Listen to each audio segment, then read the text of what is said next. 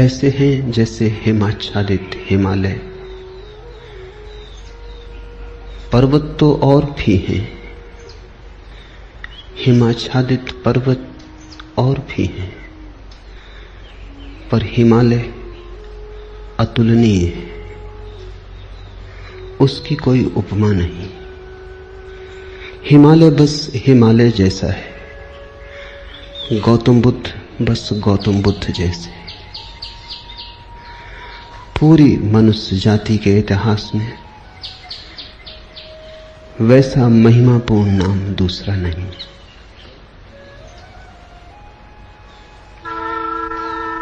गौतम बुद्ध ने जितने हृदयों की वीणा को बजाया है उतना किसी और ने नहीं। गौतम बुद्ध के माध्यम से जितने लोग जागे और जितने लोगों ने परम भगवत्ता उपलब्ध की है उतनी किसी और के माध्यम से नहीं। गौतम बुद्ध की वाणी अनूठी है और विशेषकर उन्हें जो सोच विचार चिंतन मनन विमर्श के आदि हैं।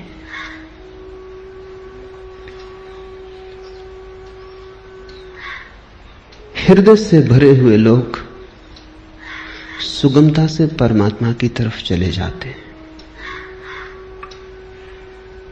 लेकिन हृदय से भरे हुए लोग कहां हैं? और हृदय से भरने का कोई उपाय भी तो नहीं है। हो तो हो, न हो तो न हो, ऐसी आकस्मिक नैसर्गिक बात पर निर्भर नहीं रहा जा सकता। बुद्ध ने उनको चेताया जिनको चेताना सर्वाधिक कठिन है। विचार से भरे लोग, बुद्धिवादी, चिंतन मननशील, प्रेम और भाव से भरे लोग तो परमात्मा की तरफ सरलता से झुक जाते हैं, उन्हें झुकाना नहीं पड़ता। उनसे कोई ना भी कहे तो भी वे पहुंच जाते हैं, उन्हें पहुंचाना नहीं पड़ता। लेकिन वे तो बहुत थोड़े हैं और उनकी संख्या रोज थोड़ी होती गई है। उंगलियों पर गिने जा सके ऐसे लोग हैं।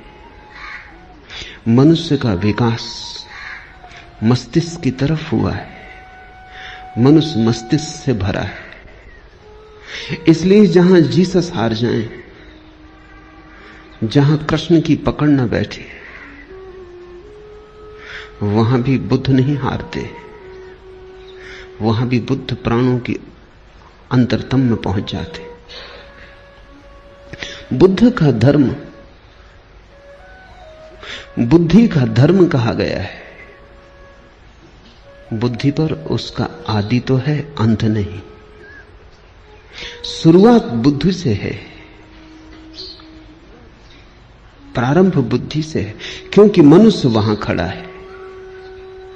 लेकिन अंत उसका बुद्धि में नहीं। अंत तो परम अतिक्रमण है, जहां सब विचार खो जाते, सब बुद्धिमत्ता विसर्जित हो जाती, जहां केवल साक्षी, मात्र साक्षी शेष रह जाता है। लेकिन बुद्ध का प्रभाव उन लोगों में तत्क्षण अनुभव होता है जो सोच विचार में कुशल है। बुद्ध के साथ मनुष्य जाति का एक नया अध्याय शुरू हुआ।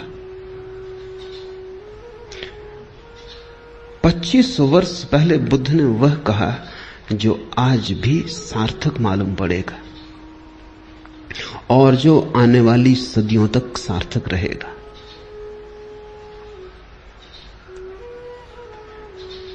बुद्ध ने विश्लेषण दिया, एनालिसिस दी, और जैसा सूक्ष्म विश्लेषण उन्होंने किया कभी किसी ने ना किया था और फिर दोबारा कोई ना कर पाया।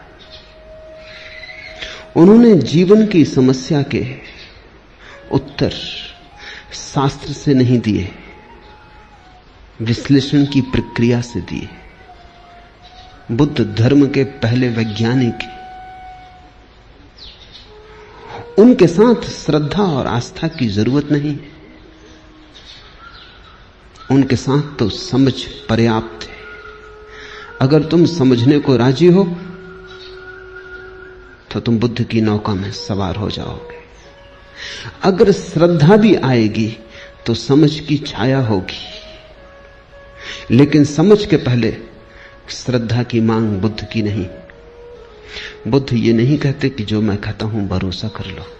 बुद्ध कहते हैं सोचो, विचारो, विश्लेषण करो, खोजो, पाओ अपने अनुभव से तो भरोसा कर लेना। दुनिया के सारे धर्मों ने भरोसे को पहले रखा है, सिर्फ बुद्ध को छोड़कर। दुनिया के सारे धर्मों में श्रद्धा प्राथमिक है, फिर ही कदम उठेगा। बुद्ध ने कहा अनुभव प्राथमिक है, श्रद्धा आनुषंगिक है। अनुभव होगा तो श्रद्धा होगी, अनुभव होगा तो आस्था होगी। इसलिए बुद्ध कहते हैं आस्था की कोई जरूरत नहीं है, अनुभव के साथ अपने से आ जाएगी, तुम्हें लानी नहीं। और तुम्हारी लाई हुई आस्था का मूल्य भी क्या हो सकता है? तुम्हारी लाई आस्था के पीछे भी छिपे होंगे तुम्हारे संदेह।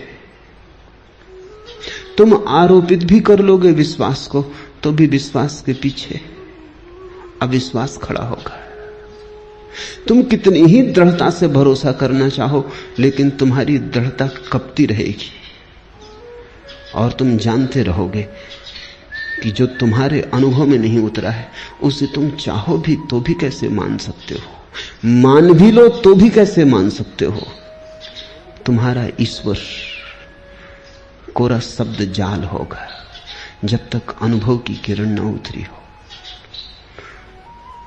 तुम्हारे मोक्ष की धारणा मात्र शाब्दिक होगी जब तक मुक्ति का थोड़ा स्वाद तुम्हें न लगा हो। बुद्ध ने कहा मुझ पर भरोसा मत करना, मैं जो कहता हूं उस पर इसलिए भरोसा मत करना कि मैं कहता हूं। सोचना, विचारना, जीना तुम्हारे अनुभव की कसौटी पर सही हो जाए तो ही सही है, मेरे कहने से क्या सही होगा। बुद्ध के अंतिम वचन हैं अपदीपो भव, अपने दिए खुद बनना। और तुम्हारी रोशनी में तुम्हें जो दिखाई पड़ेगा फिर तुम करोगे भी क्या? आस्था ना करोगे तो करोगे क्या? आस्था सहज होगी, उसकी बात ही उठानी व्यर्थ है। बुद्ध का धर्म विश्लेषण का धर्म है, लेकिन विश्लेषण से शुरू होता है, समाप्त नहीं होता। वहां समाप्त तो परम संश्लेषण पर होता है। बुद्ध का धर्म संदेह का धर्म है, लेकिन संदेह से यात्रा शुरू होती है, समाप्त नहीं होती। समाप्त तो परम श्रद्धा पर होती। इसलिए बुद्ध को समझने में बड़ी भूल हुई, क्योंकि बुद्ध संदेह की भाषा बोलते हैं तो लोगों ने समझा ये संदेहवादी है। हिंदू तक न समझ पाए, जो जमीन पे सबसे ज्यादा पुरानी कौम। बुद्ध निश्चित ही बड़े अनूठे रहे होंगे, तभी तो हिंदू तक समझने से चूक गए। हिंदुओं तक कोई आदमी खतरनाक लगा, घबराने वाला लगा। हिंदुओं को भी लगा कि ये तो सारे आधार गिरा देगा धर्म के। और यही आदमी है जिसने धर्म के आधार पहली दफा ढंग से रखे। श्रद्धा पर भी कोई आधार रखा जा सकता है, अनुभव पर ही आधार रखा जा सकता है। अनुभव की छाया की तरह श्रद्धा उत्पन्न होती। श्रद्धा अनुभव की सुगंध है, और अनुभव के बिना श्रद्धा अंधी है। और जिस श्रद्धा के पास आंख ना हो, उससे तुम सत्य तक पहुंच पाओगे? बुद्ध ने बड़ा दुस्साहस किया। बुद्ध जैसे व्यक्ति पर भरोसा करना एकदम सुगम होता है। उसके उठने बैठने में प्रामाणिकता होती है, उसके शब्द शब्द में वजन होता है, उसके होने का पूरा ढंग स्वयं सिद्ध होता है। उस पर श्रद्धा आसान हो जाती है। लेकिन बुद्ध ने कहा तुम मुझे अपनी बैसाखी मत बनाना, तुम अगर लंगड़े हो, मेरी बैसाखी के सहारे चल लिए, कितनी दूर चलोगे, मंजिल तक न पहुंच पाओगे। आज मैं साथ हूं, कल मैं साथ न रहूंगा, फिर तुम्हें अपने ही पैरों पर चलना है। मेरी रोशनी से मत चलना, क्योंकि थोड़ी देर को संग साथ हो गया है अंधेरे जंगल में, तो मेरी रोशनी में थोड़ी देर रोशन हो लोगे, फिर हमारे रास्ते अलग हो जाएंगे। मेरी रोशनी मेरे साथ होगी, तुम्हारा अंधेरा तुम्हारे साथ होगा। अपनी रोशनी पैदा करो, अप दीपो भव। ये बुद्ध का धम्मपद, कैसे वो रोशनी पैदा हो सकती है अनुभव की, उसका विश्लेषण है। श्रद्धा की कोई मांग नहीं है, श्रद्धा की कोई आवश्यकता भी नहीं है। इसलिए बुद्ध को लोगों ने नास्तिक कहा, क्योंकि बुद्ध ने यह भी नहीं कहा कि तुम परमात्मा पर श्रद्धा करो। तुम कैसे करोगे श्रद्धा? तुम्हें पता होता तो तुम श्रद्धा करते ही, तुम्हें पता नहीं है। इस अज्ञान में तुम कैसे श्रद्धा करोगे? और अज्ञान में तुम जो श्रद्धा बांध भी लोगे, वो तुम्हारी अज्ञान के ईंटों से बना हुआ भवन होगा। उसे तुम परमात्मा का मंदिर कैसे कहोगे? वो तुमने भय में बना लिया होगा। मौत डराती होगी, इसलिए सहारा पकड़ लिया होगा। यहां जिंदगी हाथ से जाती मालूम होती होगी, इसलिए स्वर्ग की कल्पनाएं कर ली होंगी। लेकिन इन कल्पनाओं से, भय पर खड़ी हुई इन धारणाओं से कहीं कोई मुक्त हुआ है? इसी से ही तो आदमी पंगु है, इससे ही तो आदमी पक्षाघात में दबा है। इसलिए बुद्ध ने ईश्वर की बात नहीं की। H.G. वेल्स ने बुद्ध के संबंध में कहा है कि पृथ्वी पर इस जैसा ईश्वरी व्यक्ति और इस जैसा ईश्वर विरोधी व्यक्ति एक साथ पाना कठिन। So godlike and so godless. अगर तुम ईश्वरीय प्रतिभाओं को खोजने निकलो तो तुम बुद्ध से ज्यादा ईश्वरीय प्रतिभा कहां पाओगे? सो गॉडलेस, और फिर भी इतना ईश्वर शून्य, ईश्वर की बात ही नहीं की। इस शब्द को ही गंदा माना, इस शब्द का उच्चार नहीं किया। इससे यह मत समझ लेना कि ईश्वर विरोधी थे बुद्ध। उच्चार नहीं किया क्योंकि उस परम शब्द का उच्चार किया नहीं जा सकता। उपनिषद कहते हैं ईश्वर के संबंध में कुछ कहा नहीं जा सकता, लेकिन इतना तो कह ही देते। बुद्ध ने इतना भी ना कहा। वो परम उपनिषद, उनके पार उपनिषद नहीं जाता। जहां उपनिषद समाप्त होते हैं वहां बुद्ध शुरू होते।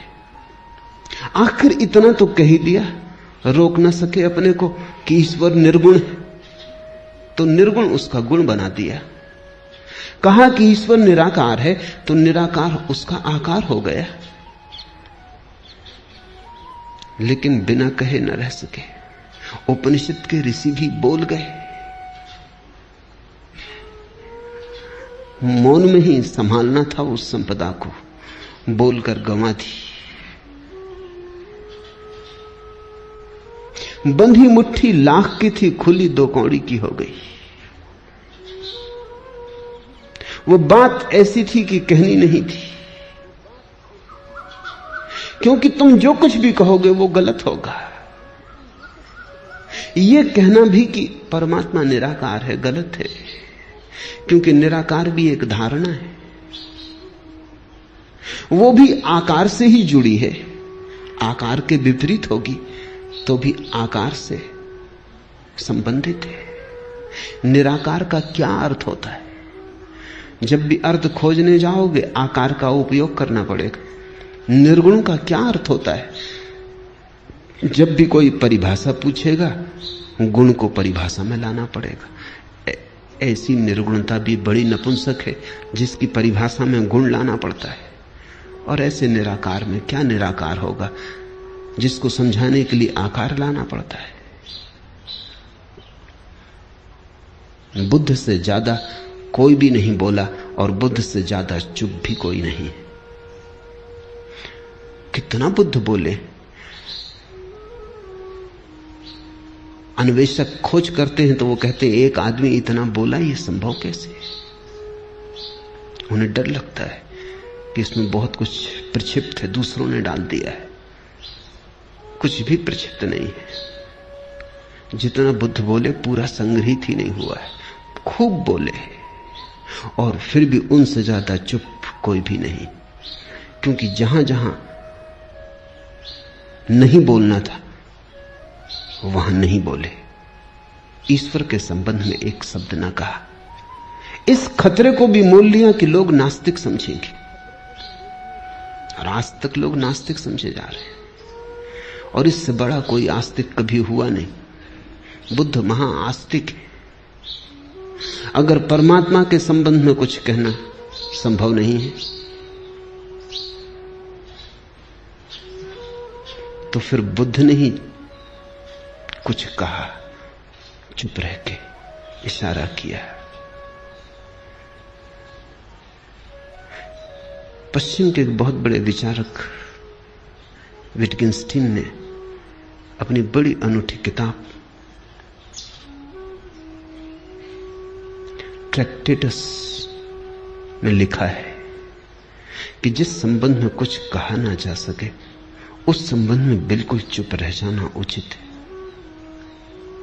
That which cannot be said must not be said।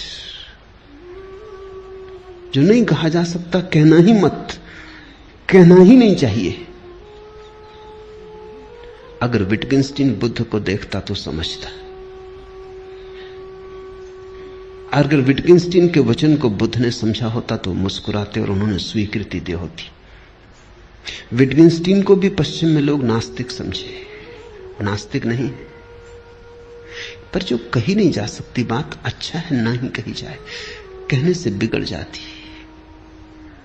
कहने से गलत हो जाती। लाओस से तक कहता तो है प्रथम वचन में अपने ताओ ते किंग में कि सत्य कहा नहीं जा सकता और जो भी कहा जाए वो असत्य हो जाता है, लेकिन फिर भी सत्य के संबंध में बहुत सी बातें कही, बुद्ध ने नहीं कही। तुम कहोगे फिर बुद्ध कहते क्या रहे? बुद्ध ने स्वास्थ्य के संबंध में एक शब्द भी नहीं कहा, केवल बीमारी का विश्लेषण किया और निदान किया, औषधि की व्यवस्था की। बुद्ध ने कहा मैं एक वैद्य हूं, मैं कोई दार्शनिक नहीं हूं। मैं तुम्हारी बीमारी का विश्लेषण करूंगा, निदान करूंगा, औषधि सुझा दूंगा, और जब तुम ठीक हो जाओगे तभी तुम जानोगे कि स्वास्थ्य क्या है। मैं उस संबंध में कुछ भी ना कहूंगा। स्वास्थ्य जाना जाता है, कहा नहीं जा सकता। बीमारी मिटाई जा सकती है, बीमारी समझाई जा सकती है, बीमारी बनाई जा सकती है, बीमारी का इलाज हो सकता है, सही हो सकता है, गलत हो सकता है, बीमारी के साथ बहुत कुछ हो सकता है। स्वास्थ्य जब बीमारी नहीं होती तब जो शेष रह जाता है वही, उस तरफ केवल इशारे हो सकते हैं, मौन इंगित हो सकते हैं, वे भी प्रत्यक्ष नहीं, बड़े परोक्ष। बुद्ध के धर्म को शून्यवादी कहा गया है। शून्यवादी उनका धर्म है, लेकिन इससे यह मत समझ लेना कि शून्य पर उनकी बात पूरी हो जाती, नहीं, बस शुरू होती। बुद्ध एक ऐसे उत्तुंग शिखर है जिसका आखिरी शिखर हमें दिखाई नहीं पड़ता। बस थोड़ी दूर तक हमारी आंखें जाती, हमारी आंखों की सीमा है। थोड़ी दूर तक हमारी गर्दन उठती है, हमारी गर्दन के झुकने की सामर्थ्य है। और बुद्ध खोते चले जाते हैं। दूर हिमाच्छादित शिखर है, बादलों के पार।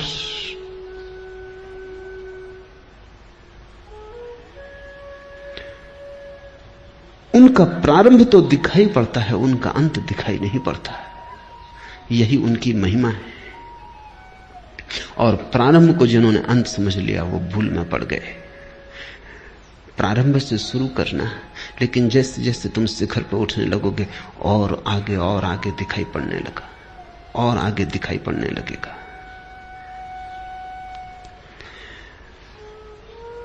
बहुत लोग बोले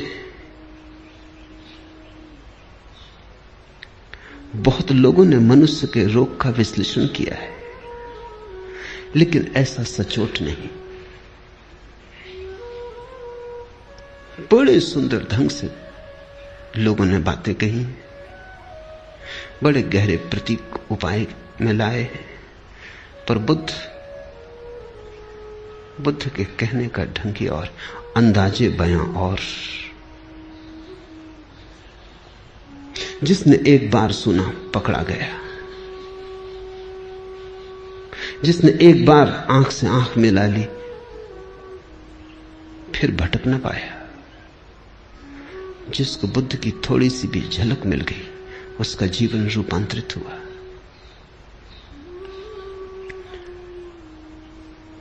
आज से 2500 वर्ष पूर्व जिस दिन बुद्ध का जन्म हुआ, घर में उत्सव मनाया जाता था। सम्राट के घर बेटा पैदा हुआ था, पूरी राजधानी सजी थी। रात भर लोगों ने दिए जलाए, नाचे, उत्सव का क्षण था। बूढ़े सम्राट के घर बेटा पैदा हुआ था, बड़े दिन की प्रतीक्षा पूरी हुई थी। बड़ी पुरानी अभिलाषा थी पूरे राज्य की। मालिक बूढ़ा होता जाता था और नए मालिक की कोई खबर न थी।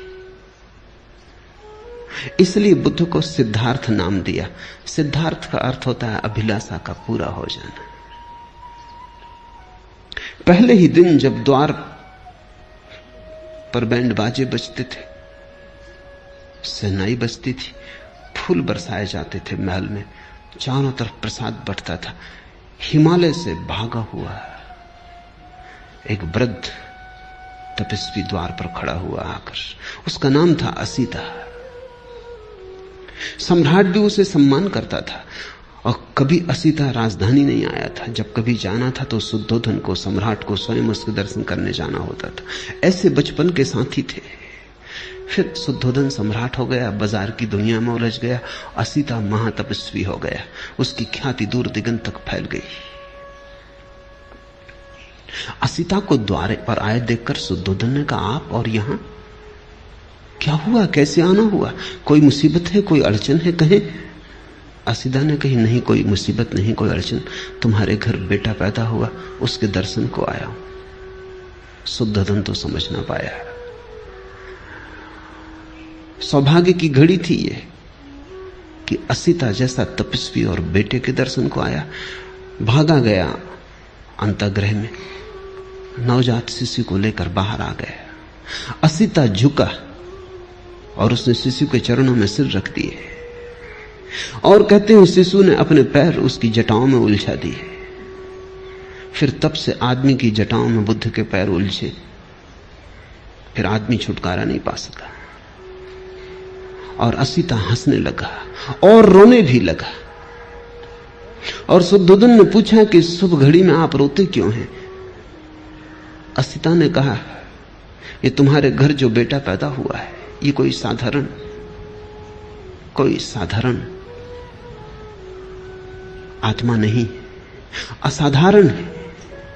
कई सदियां बीत जाती, ये तुम्हारे लिए ही सिद्धार्थ नहीं है, ये अनंत अनंत लोगों के लिए सिद्धार्थ है। अनेकों की अभिलाषाएं इससे पूरी होंगी। हंसता हूं कि इसके दर्शन मिल गए, हंसता हूं, प्रसन्न हूं कि इसने मुझ बूढ़े की जटाओं में अपने पैर उलझा दिए। ये सौभाग्य का क्षण है। रोता इसलिए हूं कि जब ये कली खिलेगी, फूल बनेगी, जब दिगंत में इसकी सुवास उठेगी और इसकी सुवास की छाया में करोड़ों लोग राहत लेंगे, तब मैं न रहूंगा। ये मेरा शरीर छूटने के करीब आ गया। और एक बड़ी अनूठी बात असीता ने कही है, वो ये कि अब तक आवागमन से छूटने की आकांक्षा थी, वो पूरी भी हो गई। आज पछतावा होता है, एक जन्म अगर और मिलता है तो इस बुद्ध पुरुष के चरणों में बैठने की, इसकी वाणी सुनने की, इसकी सुगंध को पीने की, इसके नशे में डूबने की सुविधा हो जाती। आज पछताता हूं, लेकिन मैं मुक्त हो चुका हूं। ये मेरा आखिरी अवतरण है, अब इसके बाद देह न धर सकूंगा।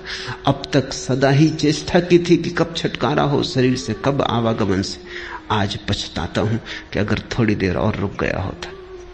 इसे तुम थोड़ा समझो। बुद्ध के फूल के खिलने के समय असीता चाहता है कि अगर मोक्ष भी दांव पर लगता हो तो कोई हर्जा नहीं। तब से 2500 साल बीत गए, बहुत प्रज्ञा पुरुष हुए, लेकिन बुद्ध अतुलनीय है। और उनकी अतुलनीयता इसमें है कि उन्होंने इस सदी के लिए धर्म दिया और आने वाले भविष्य के लिए धर्म दिया। कृष्ण की बात कितनी ही समझा के कही जाए, इस सदी के लिए मौजू नहीं बैठती।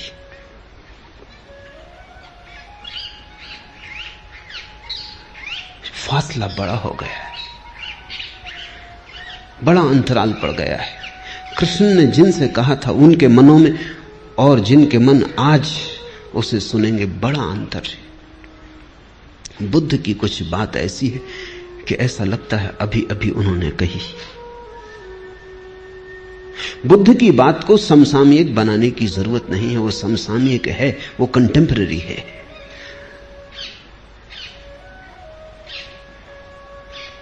कृष्ण पर बोलो तो कृष्ण को खींच के लाना पड़ता है 20वीं सदी में, बुद्ध को नहीं लाना पड़ता है। बुद्ध जैसे खड़े ही हैं, 20वीं सदी में ही खड़े, और ऐसा अनेक सदियों तक रहेगा।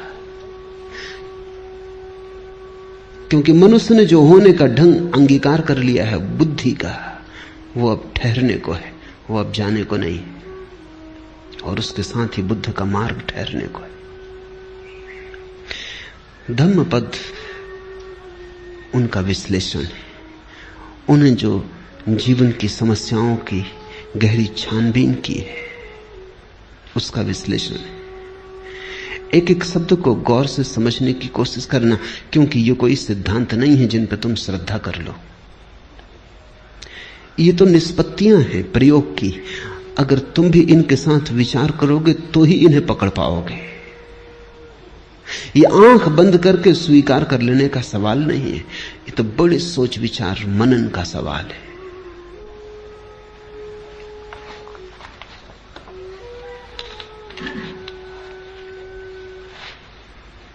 साधारणतः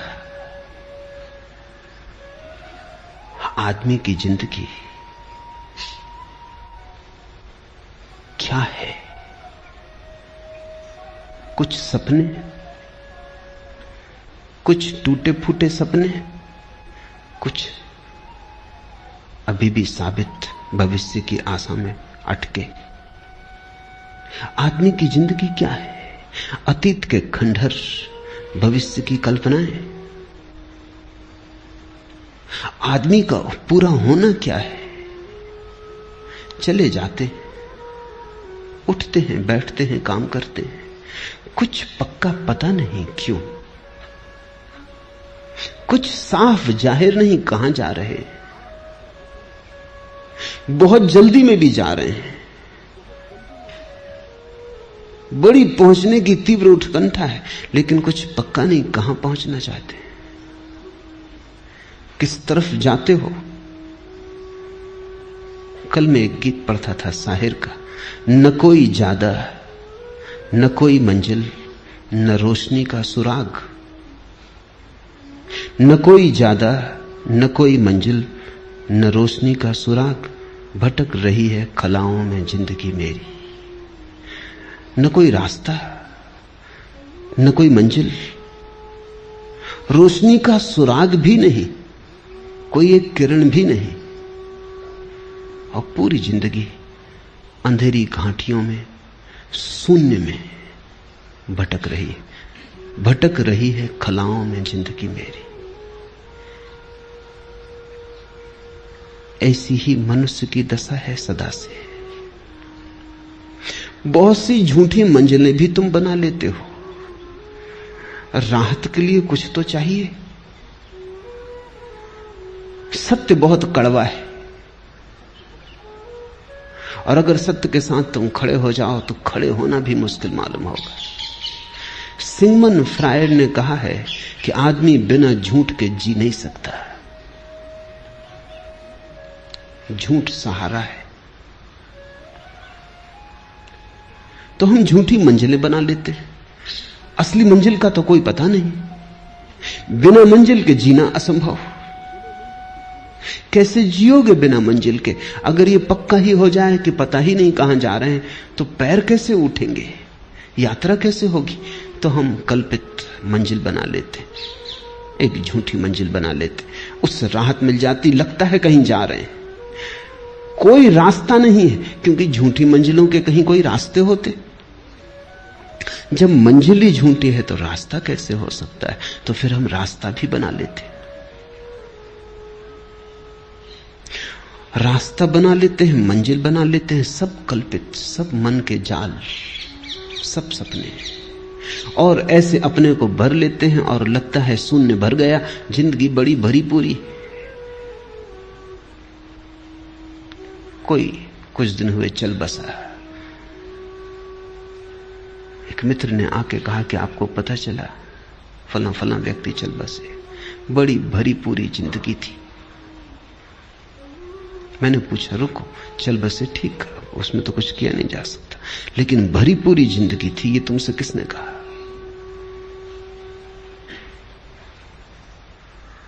शायद उन्होंने सोच के कहा भी नहीं था, थोड़े झिझके कहा मैं तो ऐसे ही कह रहा था, कहने की बात थी। पर मैंने कहा तो तुम भी सोचते होगे कि बड़ी भरी पूरी जिंदगी थी, मैं उनको जानता हूं। और अगर तुम मुझसे पूछो तो कुछ भी नहीं हुआ, क्योंकि वो मरे हुए ही थे। अब मरा हुआ मर जाए, इसमें कौन सी बड़ी घटना हो गई? जिंदा वो कभी थे नहीं, क्योंकि जिंदगी तो सत्य के साथ ही उपलब्ध होती है, और कोई जिंदगी नहीं है। लेकिन जो झूठ के साथ जी रहा है वो भी सोचता है जिंदगी भरी पूरी है। कितने झूठ तुमने बना रखे। लड़का बड़ा होगा, शादी होगी, बच्चे होंगे, धन कमाएगा, यश पाएगा, और तुम मर रहे हो। और तुम्हारे बाप भी ऐसे ही मरे कि तुम बड़े होगे, कि शादी होगी, कि धन कमाओगे, और तुम्हारा लड़का भी ऐसे ही मरेगा। जिंदगी बड़ी भरी पूरी जा रही है। बाप बेटे के लिए मर जाता है, बेटा अपने बेटे के लिए मर जाता है, ऐसा एक दूसरे पे मरते चले जाते हैं। कोई जीता नहीं। मरना इतना आसान, जीना इतना कठिन। लोग सोचते हैं मौत बड़ी दुस्तर है, गलत सोचते हैं। मौत में क्या दुस्तरता है, क्षण में मर जाते हो। जिंदगी दुस्तर है, 70 साल जीना होता है, और बिना झूठ के तुम जीना नहीं जानते हो, तो तुम 1000 तरह के झूठ खड़े कर लेते हो। यश, पद, प्रतिष्ठा, सफलता, धन। जब इनसे चूक जाते हो तो धर्म, मोक्ष, स्वर्ग, परमात्मा, आत्मा, ध्यान, समाधि पर तुम कुछ ना कुछ, ताकि अपने को भरे रखो। और ध्यान रखना, बुद्ध का सारा जोर झूठ से खाली हो जाने पर है। सत्य से भरना थोड़ी पड़ता है। झूठ से खाली हुए तो जो शेष रह जाता है वही सत्य। गई बीमारी, जो बचा वही स्वास्थ्य है।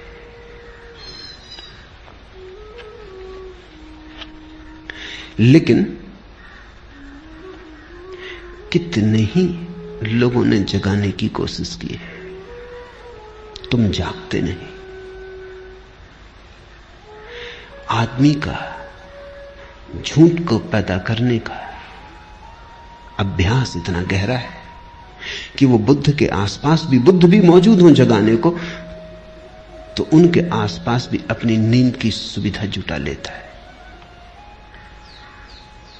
बुद्ध जगाते हैं, तुम उनके जगाने की चेष्टा को भी नशा बना लेते हो। तुम हर चीज में से शराब निकाल लेते हो। ऐसी कोई चीज नहीं है जिसमें से तुम शराब ना निकाल लो। इसलिए तो बुद्ध आते हैं चले जाते हैं, बुद्ध पुरुष पैदा होते हैं विदा हो जाते। तुम अपनी जगह अडिग खड़े रहते, तुम अपने झूठ से हटते नहीं। शायद बुद्ध पुरुषों ने जो कहा उसको भी तुम अपने झूठ में सम्मिलित कर लेते हो। क्या है तुम्हारे झूठ का राज? अहंकार में मर जाते हो। जिंदगी दुस्तर है, 70 साल जीना होता है और बिना झूठ के तुम जीना नहीं जानते हो, तो तुम 1000 तरह के झूठ खड़े कर लेते हो। यश, पद, प्रतिष्ठा, सफलता, धन। जब इनसे चूक जाते हो तो धर्म, मोक्ष, स्वर्ग, परमात्मा, आत्मा, ध्यान, समाधि पर तुम कुछ ना कुछ ताकि अपने को भरे रखो। और ध्यान रखना, बुद्ध का सारा जोर झूठ से खाली हो जाने पर है। सत्य से भरना थोड़ी पड़ता है। झूठ से खाली हुए तो जो शेष रह जाता है वही सत्य। गई बीमारी, जो बचा वही स्वास्थ्य है।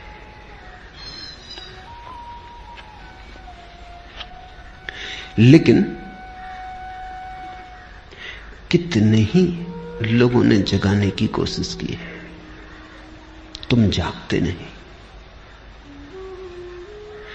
आदमी का झूठ को पैदा करने का अभ्यास इतना गहरा है कि वो बुद्ध के आसपास भी, बुद्ध भी मौजूद हों जगाने को, तो उनके आसपास भी अपनी नींद की सुविधा जुटा लेता है।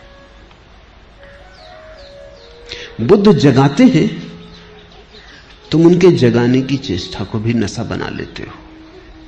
तुम हर चीज में से शराब निकाल लेते हो। ऐसी कोई चीज नहीं है जिसमें से तुम शराब ना निकाल लो। इसलिए तो बुद्ध आते हैं चले जाते हैं, बुद्ध पुरुष पैदा होते हैं विदा हो जाते। तुम अपनी जगह अडिग खड़े रहते, तुम अपने झूठ से हटते नहीं। शायद बुद्ध पुरुषों ने जो कहा उसको भी तुम अपने झूठ में सम्मिलित कर लेते हो। क्या है तुम्हारे झूठ का राज? अहंकार।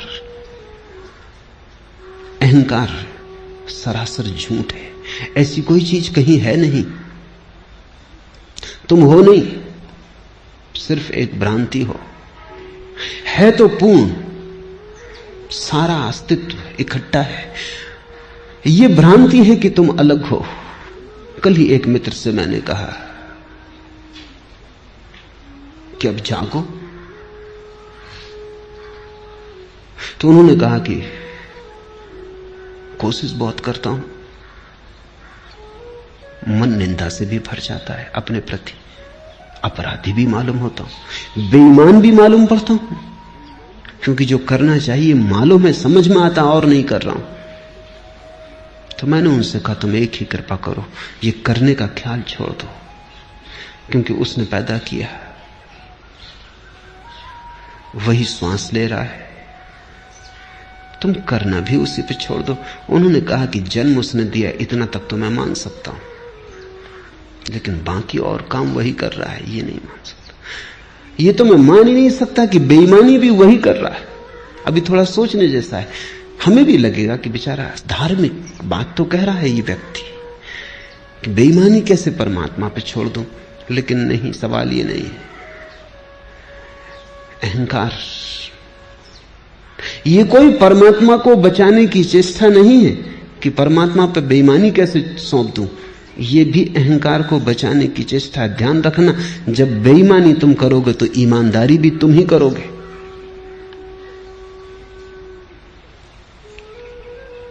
लेकिन जब जन्म भी तुम्हारा अपना नहीं है और मौत भी तुम्हारी अपनी नहीं है, तो दोनों के बीच में तुम्हारा अपना कुछ कैसे हो सकता है?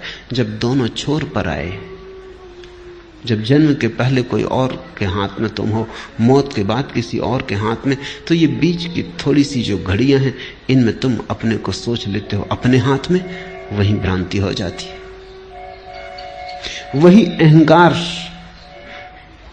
तुम्हें जगने नहीं देता। वही अहंकार सोने की नई तरकीबें व्यवस्थाएं खोज लेता है। इसलिए बुद्ध पुरुष आते हैं, उनके तीर ठीक तरकस से तुम्हारे हृदय की तरफ निकलते हैं, पर तुम बचा जाते हो। हजारों खिज्र पैदा कर चुकी है नस्ल आदम की। आदमी ने कितने बुद्ध पुरुष पैदा किए, हजारों खिज्र, पैगंबर, तीर्थंकर, हजारों खिज्र पैदा कर चुकी है नस्ल आदम की। ये सब तस्लीम, लेकिन आदमी अब तक भटकता है। ये सब तस्लीम, ये सब स्वीकार कि हजारों बुद्ध पुरुष हुए, पर इससे क्या फर्क पड़ता है? आदमी अब तक भटकता है। आदमी भटकना चाहता है। कहता तो आदमी यही है कि भटकना नहीं चाहता। कहते तो तुम मेरे पास यही हो, शांत होना चाहते हैं, सत्य होना चाहते हैं, सरल होना चाहते हैं। लेकिन सच में तुम होना चाहते हो, या कि सरलता के नाम पर तुम नई जटिलता खोज रहे हो, या सत्य के नाम पर तुमने नए झूठों की तलाश शुरू की है, या शांति के नाम पर अब तुमने एक नया रोग पाला। अब तुम शांति के नाम पर अशांत होने को उत्सुक हुए। साधारण आदमी अशांत होता है, सिर्फ शांति की तो कम से कम चिंता नहीं होती। अब तुम शांति के लिए भी चिंतित हो। पुरानी अशांति तो बरकरार, अब तुम और धन करोगे, उसमें गुणनफल करोगे। अब तुम कहोगे कि शांति भी चाहिए। अब एक नई अशांति जुड़ी कि शांति नहीं। झूठ तो तुम थे, अब तुम कहते हो सत्य खोजेंगे। अब तुम सत्य के नाम पर कुछ नए झूठ ईजाद करोगे, स्वर्ग के, मोक्ष के, नरक के, परमात्मा के, आकाश के। मंदिरों में जाओ, स्वर्गों के नक्शे टंगे, पहला स्वर्ग, दूसरा स्वर्ग, पहला खंड, दूसरा खंड, तीसरा खंड, सचखंड तक नक्शे टंगे हुए। आदमी की मूढ़ता की कोई सीमा है, कोई अंत है? अपने घर का भी नक्शा भी तुमसे बनेगा नहीं। अपना भी नक्शा तुम बना ना सकोगे कि तुम क्या हो, कहां हो, कौन हो। तुमने स्वर्ग के नक्शे बना लिए।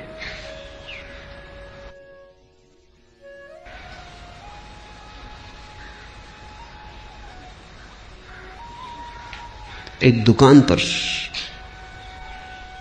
एक शिकारी कुछ सामान खरीद रहा था। अफ्रीका जा रहा था शिकार करने, कहीं जंगल में भटक ना जाए, इसलिए उसने एक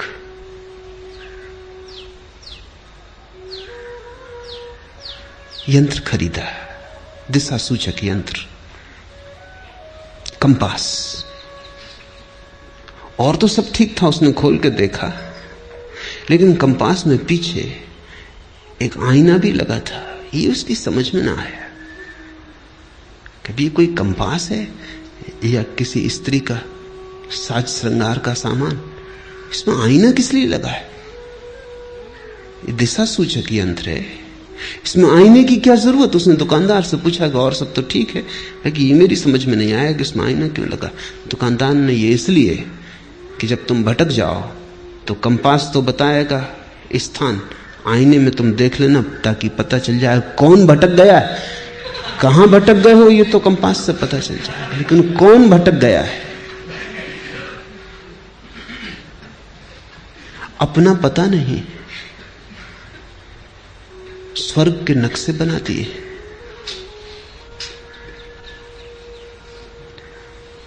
विवाद चल रहे हैं लोगों के, कितने नरक होते हैं।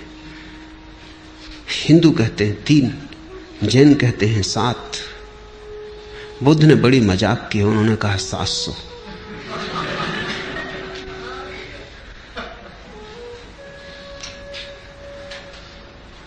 ये मजाक की है, क्योंकि बुद्ध को जरा भी उत्सुकता नहीं इस तरह की मूर्ताओं में। लेकिन मजाक भी नहीं समझ पाते लोग। बुद्ध के मानने वाले हैं जो कहते हैं कि नहीं 700 ही होते हैं, इसलिए कहे। मैं तुमसे कहता हूं 7000।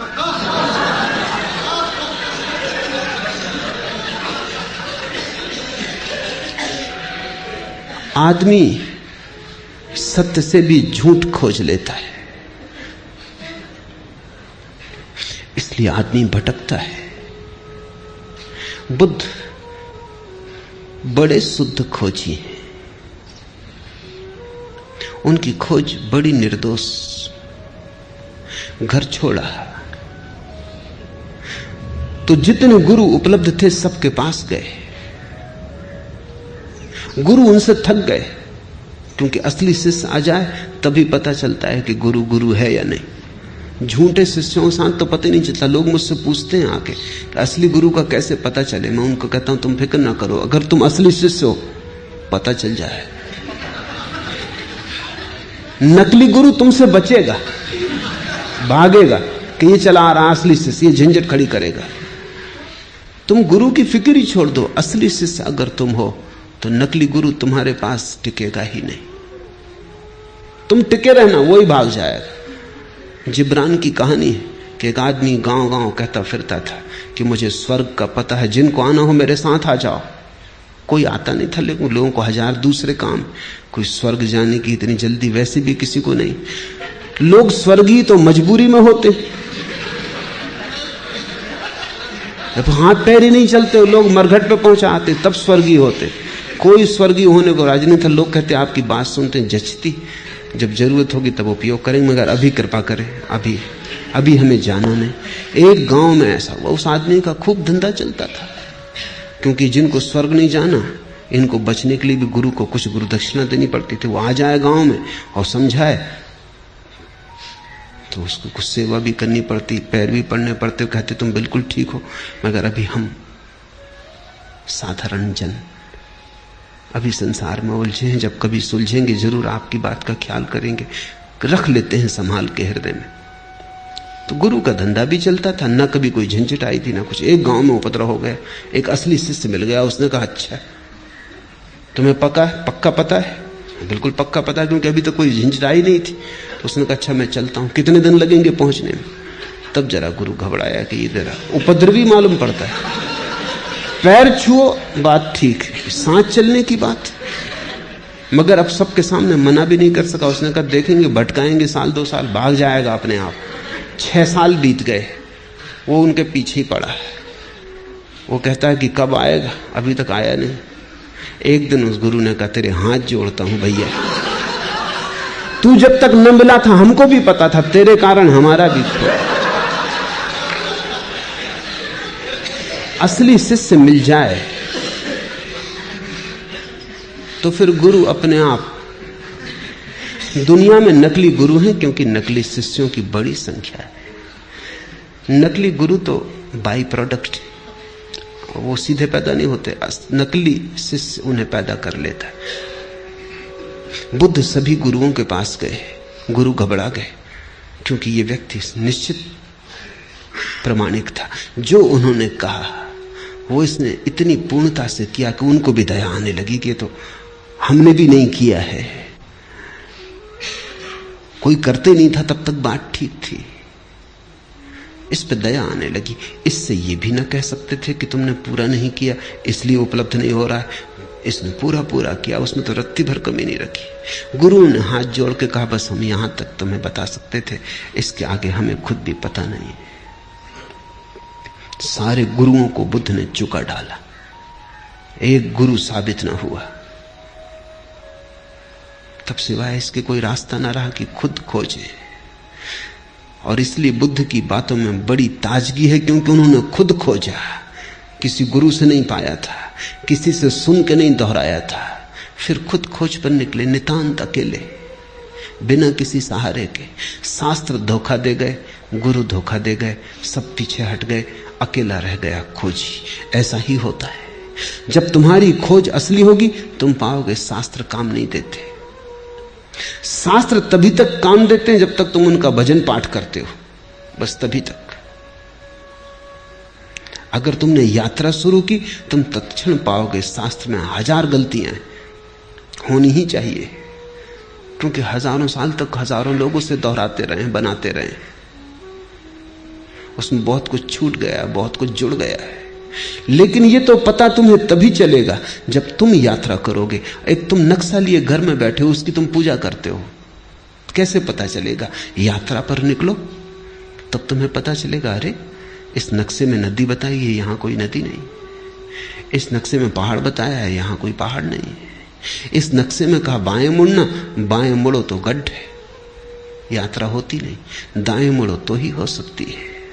जब तुम यात्रा पर निकलोगे तभी परीक्षा होती है तुम्हारे नक्शों की, उसके बिना कोई परीक्षा नहीं। जो भी यात्रा पर गए उन्होंने शास्त्र को सदा कम पाया। जो भी यात्रा पर गए उन्होंने गुरुओं को कम पाया। जो भी यात्रा पर गए उन्हें एक बात अनिवार्य रूपेण पता चली कि प्रत्येक को अपना मार्ग स्वयं ही खोजना पड़ता है। दूसरे से सहारा मिल जाए बहुत, पर कोई दूसरा तुम्हें मार्ग नहीं दे सकता, क्योंकि दूसरा जिस मार्ग पर चला था तुम उस पर कभी भी ना चलोगे। वो उसके लिए था, वो उसका था, वो उसके स्वभाव में अनुकूल बैठता था। और प्रत्येक व्यक्ति अद्वितीय है। बुद्ध ने यह घोषणा की कि प्रत्येक व्यक्ति अद्वितीय है, इसलिए एक ही राजपथ पर सभी नहीं जा सकते, सबकी अपनी पगडंडी होगी। इसलिए सद्गुरु तुम्हें रास्ता नहीं देता, केवल रास्ते को समझने की परख देता है। सद्गुरु तुम्हें विस्तार के नक्शे नहीं देता, केवल रोशनी देता है ताकि तुम खुद विस्तार देख सको, नक्शे तय कर सको। क्योंकि नक्शे रोज बदल रहे हैं। जिंदगी कोई स्थिर बात नहीं है, जड़ नहीं है। जिंदगी प्रवाह है। जो कल था वो आज नहीं है, जो आज है वो कल नहीं होगा। सद्गुरु तुम्हें प्रकाश देता, रोशनी देता, दिया देता हाथ में कि ये दिया ले लो, अब तुम खुद खोजो और निकल जाओ। और ध्यान रखना, खुद खोजने से जो मिलता है वही मिलता है। जो दूसरा दे दे वो मिला हुआ है ही नहीं। दूसरे का दिया छीना जा सकता है, खुद का खोजा भर नहीं छीना जा सकता। और जो छिन जाए वो कोई अध्यात्म है, जो छीना ना जा सके वही।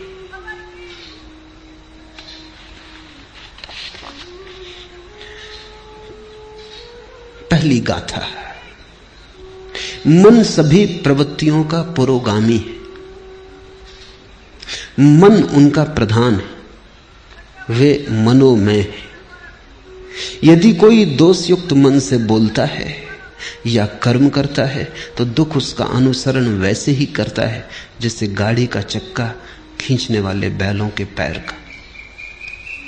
छोटा सूत्र पर बड़ा दूरगामी।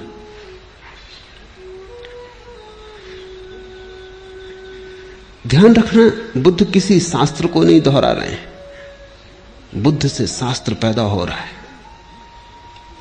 मन सभी प्रवृत्तियों का पुरोगामी है।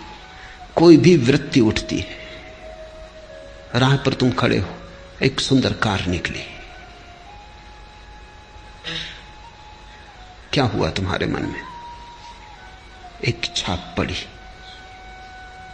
एक काली कार निकली, एक प्रतिबिंब गूंजा। कार के निकलने से वासना पैदा नहीं होती। अगर तुम देखते रहो और तुम्हारा देखना ऐसा ही तटस्थ हो जैसे कैमरे की आंख होती, कैमरे के सामने से भी कार निकल जाए, वो फोटो भी उतार देगा तो भी कार खरीदने नहीं जाएगा और न सोचेगा कि कार खरीदनी है। अगर तुम वहां खड़े हो और कैमरे जैसी तुम्हारी आंख है, तुमने सिर्फ देखा, काली कार गुजर गई, चित्र बना गया, एक छाया आई गई, कुछ भी कठिनाई नहीं है। लेकिन जब ये काली छाया कार की तुम्हारे भीतर से निकल रही, तब तुम्हारे मन में एक कामना जगी, ऐसी कार मेरे पास हो। मन में एक विकार उठा, एक लहर उठी, जैसे पानी में किसी ने कंकड़ फेंका और लहर उठी। कार तो जा चुकी, अब लहर तुम्हारे साथ है। अब ये लहर तुम्हें चलाएगी। तुम धन कमाने में लगोगे, या तुम चोरी करने में लगोगे, या किसी की जेब काटोगे। अब तुम कुछ करोगे। अब वृत्ति ने तुम्हें पकड़ा। अब वृत्ति तुम्हारी कभी क्रोध करवाएगी अगर कोई बाधा डालेगा। अगर कोई मार्ग में आएगा तो तुम हिंसा करने को उतारू हो जाओगे, मरने मारने को उतारू हो जाओगे। अगर कोई सहारा देगा तो तुम मित्र हो जाओगे, कोई बाधा देगा तो शत्रु हो जाओगे। अब तुम्हारी रातें इसी सपने से भर जाएंगी बस ये कार तुम्हारे आसपास घूमने लगेगी। जब तक ये ना हो जाए तुम्हें चैन ना मिलेगा। और मजा ये है कि वर्षों की मेहनत के बाद जिस दिन ये तुम्हारी हो जाएगी, तुम अचानक पाओगे कार तो अपनी हो गई, लेकिन अब इन वर्षों की बेचैनी का अभ्यास हो गया। अब बेचैनी नहीं छोड़ती। कार तो अपनी हो गई लेकिन बेचैनी नहीं जाती, क्योंकि बेचैनी का अभ्यास हो गया। अब तुम इस बेचैनी के लिए नया कोई यात्रा पथ खोजोगे। बड़ा मकान बनाना है, हीरे ज़ेवरात खरीदने हैं। अब तुम कुछ और करोगे, क्योंकि अब बेचैनी तुम्हारी आदत हो गई। और अब इस बेचैनी का तुम क्या करोगे? इस सालों तक बेचैनी को संभाला, कार तो मिल गई, लेकिन अब कार का मिलना न मिलना बराबर है। अब ये बेचैनी पकड़ गई।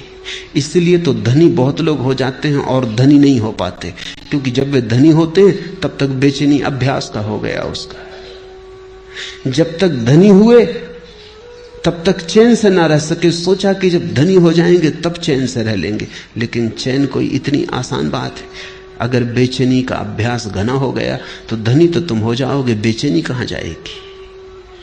तब और धनी होने की दौड़ लगती और मन कहता और धनी हो जाएं फिर। लेकिन सारा जाल मन का है।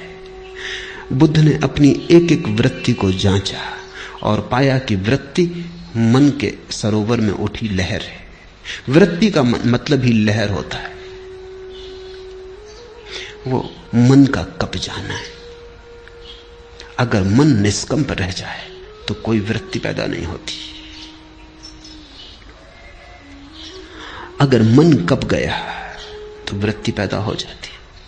फिर कोई फर्क नहीं पड़ता कि किस चीज से कपता है।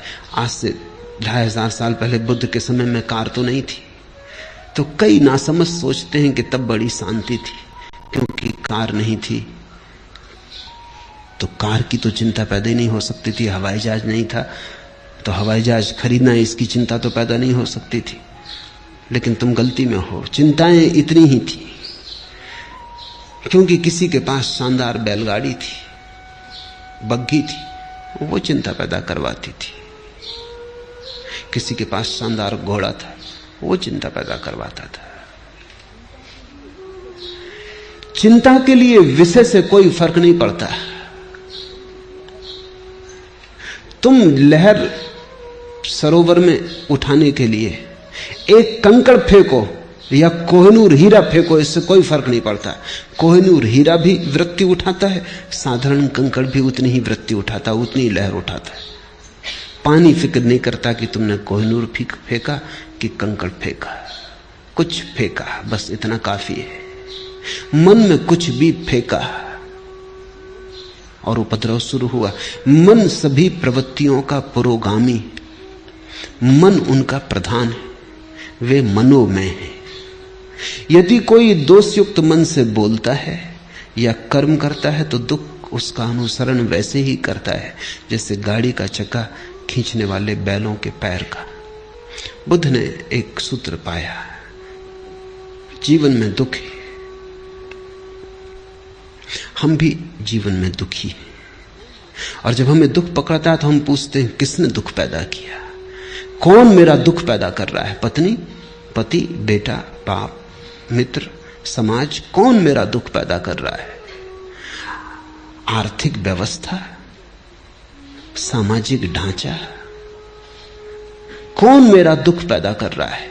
मार्क्स से पूछो तो वो कहता है दुख पैदा हो रहा है क्योंकि समाज का आर्थिक ढांचा गलत है, गरीबी है, अमीरी है, इसलिए दुख पैदा हो रहा है।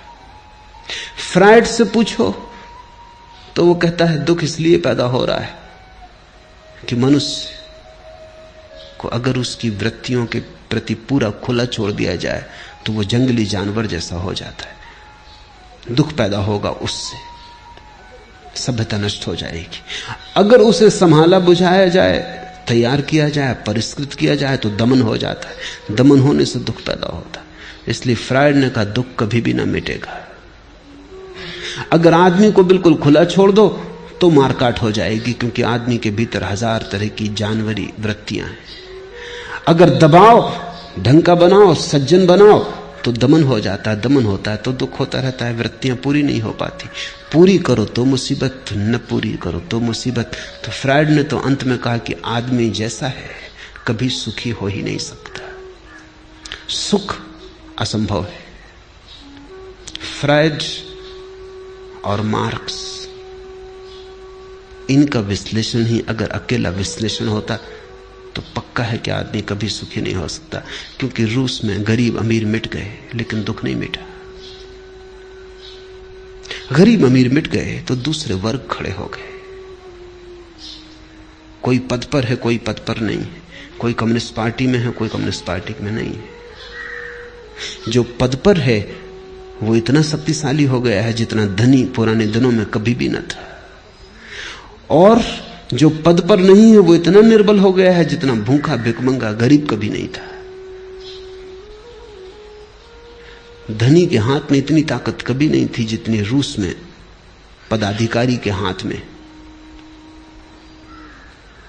संघर्ष वहीं के वहीं खड़ा है, भेद वहीं के वहीं खड़ा है, वर्ग नए बन गए, पुराने मिटे। तो कुछ ऐसा लगता है आदमी बीमारी बदलता जाता है, क्रांतियों के नाम से केवल बीमारी बदलती, कुछ भी बदलता नहीं। ऊपर के ढंग बदलते हैं, भीतर का रोग जारी रहता है। सब क्रांतियां व्यर्थ हो गई। सिर्फ बुद्ध की एक क्रांति अभी भी सार्थकता रखती। बुद्ध कहते हैं तुम्हारे मन में ही कारण है। बाहर खोजने गए, पहला कदम ही गलत पड़ गया, अब तुम ठीक कभी ना हो पाओगे।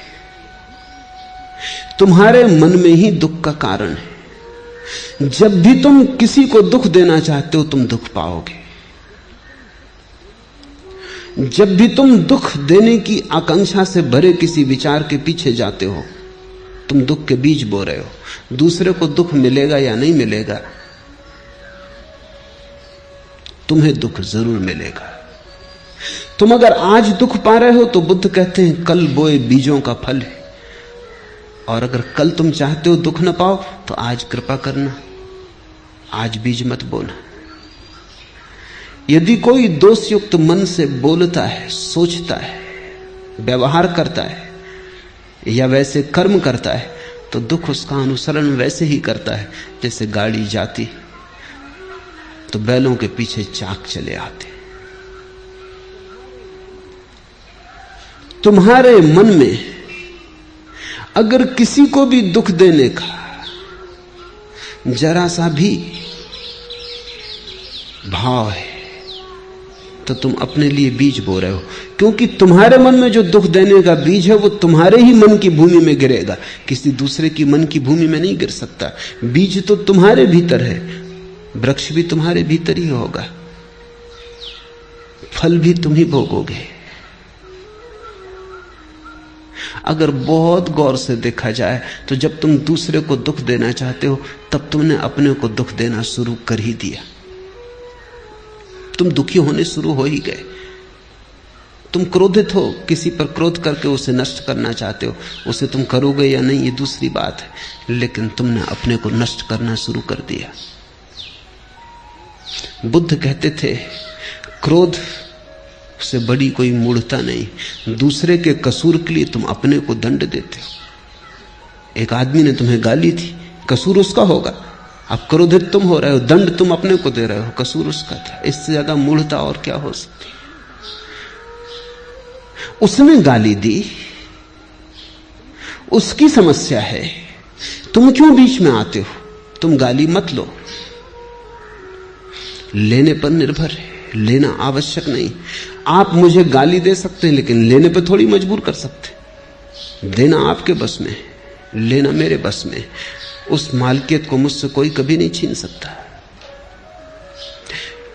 मैं कह सकता हूं कि नहीं लेता, फिर तुम क्या करोगे। तुम्हारी गाली तुम्ही पर लौट जाएगी। तुमने गाली देने के लिए जो तैयारी में दुख भोगा वो भोगा, अब गाली लौटेगी तब तुम जो दुख भोगोगे वो भोगोगे। जब हम किसी चीज को अपने मन के भीतर ले लेते तभी वो सक्रिय हो जाती है और दूसरे से लेने की कोई जरूरत नहीं है। तुम अपने भीतर ही इतने दुख के बीज पैदा करते रहते हो अकारण। मैं कलकत्ते में एक मित्र के घर मेहमान होता था। उनके पास सबसे बढ़िया कोठी है कलकत्ते में। ठीक कहना चाहिए, अब नहीं, अब एक दूसरी कोठी खड़ी हो गई, पड़ोस में ही खड़ी हो गई।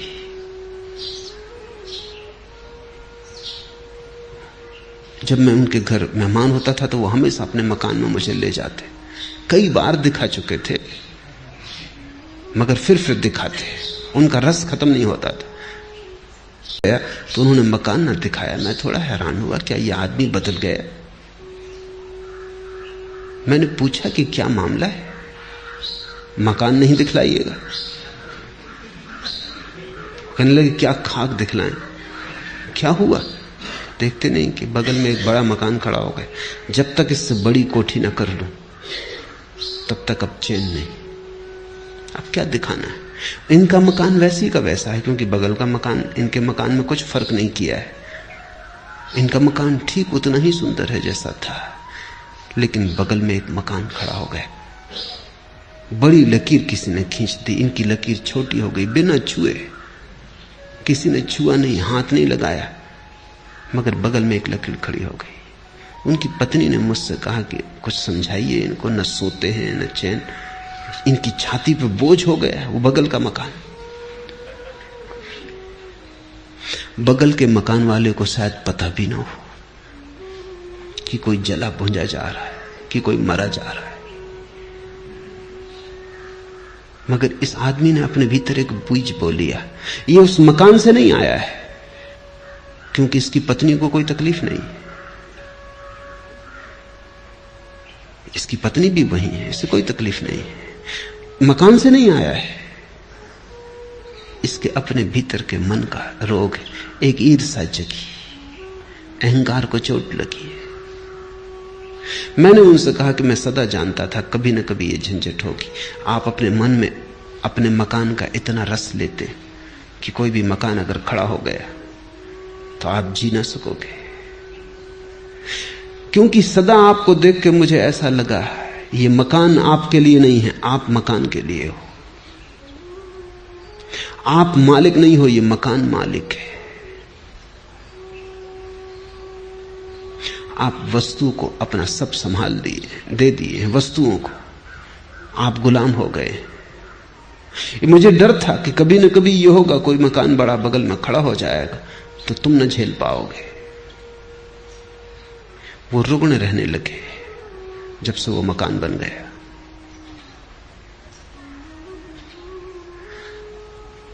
मन में सारा खेल है। यही जिंदगी मुसीबत, यही जिंदगी मसरत, यही जिंदगी हकीकत, यही जिंदगी फसाना। कैसी मन की व्याख्या है, कैसे तुम देखते हो, कैसे तुम सोचते हो, कैसी तुम व्याख्या करते हो जीवन की, सब उस पर निर्भर है। मन सभी प्रवृत्तियों का पुरोगामी है, मन उनका प्रधान है। यदि कोई प्रसन्न मन से बोलता है या कर्म करता है तो सुख उसका अनुसरण करता है, वैसे ही जैसे कभी साथ ना छोड़ने वाली छाया। अगर तुम दुखी हो तो अपने को कारण जानना, अगर सुखी हो तो अपने को कारण जानना। अपने से बाहर कारण को मत ले जाना, वही धोखा है। इसको ही मैं धार्मिक क्रांति कहता हूं। जिस व्यक्ति ने अपने जीवन के सारे कारणों को अपने भीतर देख लिया, वो व्यक्ति धार्मिक हो गया, क्योंकि अब उसके हाथ में है बात। अब दुखी होना हो तो तुम जानते हो कौन से बीज बोने, सुखी होना हो तो जानते हो कौन से बीज बोने। अब कोई मजबूरी न रही। फिर अगर दुख में ही मजा लेना हो तो मजे से बीज बो, कोई बाधा नहीं डाल सकता है। लेकिन एक बात फिर तुम न कर सकोगे कि दुख के तो बीज बो और रोना भी रो कि मैं दुखी क्यों। अपने ही हाथ से जहर पियो और फिर रो कि मैं मर क्यों रहा हूं। मरना हो मजे से जहर पियो, जीना हो मत पियो। तुम्हारे हाथ है, तुम्हारी प्याली है, तुम्हारा जहर है। और तुम्ही को जीना या मरना है। उसने मुझे डांटा, मुझे मारा, मुझे जीत लिया, मेरा लूट लिया। जो ऐसी गांठें मन में बनाए रखते उनका वैर शांत नहीं होता। उसने दूसरे पर जिनका सारा जोर है, उसने मुझे डांटा, उसने मुझे मारा, उसने मुझे जीत लिया, मेरा लूट लिया। जो दूसरे पर नजर रखते हैं। बुद्ध का एक शिष्य हुआ पूर्णकाश्यप, वो निश्चित ही पूर्ण हो गया था, इसलिए उसे बुद्ध पूर्ण कहते हैं। फिर एक दिन बुद्ध ने उससे कहा कि पूर्ण, अब तू पूर्ण सच में ही हो गया, अब मेरे साथ साथ डोलने की कोई जरूरत ना रही, अब तू जा, अब तू गांव गांव नगर नगर घूम और डोल, मेरी खबर ले जा, मेरे पास तूने जो पाया है उसे लुटा। पूर्ण का भगवान किस दिशा में जाऊं? आप इशारा करते हैं।